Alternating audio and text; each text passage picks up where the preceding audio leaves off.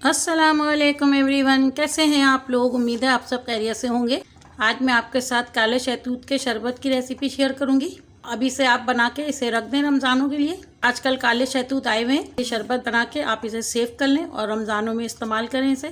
तो चलें बनाते हैं शहतूत का शरबत। ये ब्लैक शहतूत है।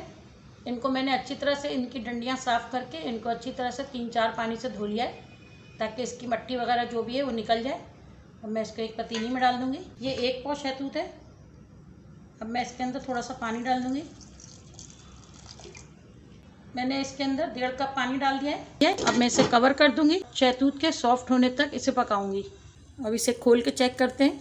शहतूत सॉफ्ट हो चुके हैं। मैं फ्लेम को ऑफ कर दूँगी और इसे ठंडा होने दूँगी। शहतूत ठंडा हो गया है। अब इसे पीस लेंगे ग्राइंडर में डाल के।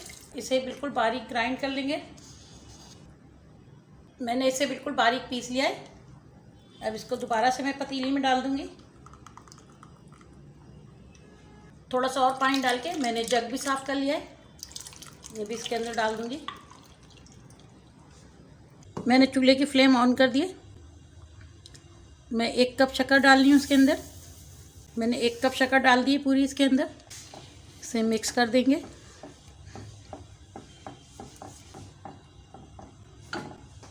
क्वार्टर चमची काला नमक डाल रही हूँ इसके अंदर। इसे डाल के अच्छी तरह से मिक्स कर देंगे।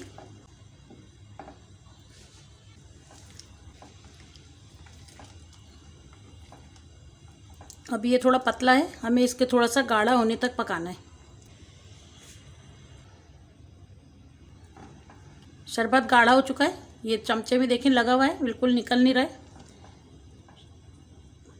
बस हमें इतना ही गाढ़ा चाहिए, क्योंकि ठंडा होने के बाद ये थोड़ा सा और गाढ़ा हो जाएगा। 1 टेबलस्पून सिरका डाल रही हूँ मैं। सिरका डाल के मैं 1 से 2 मिनट और पकाऊंगी। सिरका डालने से इसकी शेल्फ़ लाइफ बढ़ जाएगी। आप इसे आसानी के साथ फ्रिज में स्टोर कर सकते हैं।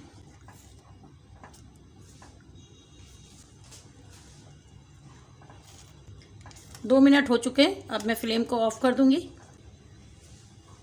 और इसे ठंडा होने दूंगी। शरबत ठंडा हो चुका है और देखें गाढ़ा भी हो चुका है काफ़ी। अब इसे बोतल में निकाल लेंगे।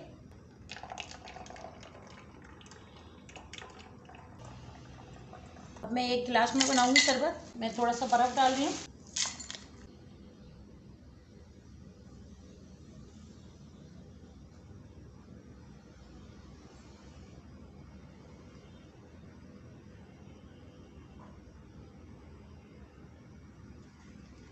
तीन चम्मच मैंने शहतूत का शरबत डाल दिया। अब इसके अंदर थोड़ा पानी डाल दूंगी।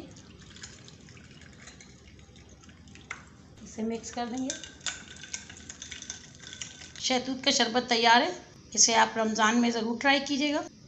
मेरे चैनल को लाइक करें, शेयर करें और सब्सक्राइब करें। Thank you. अल्लाह हाफिज़।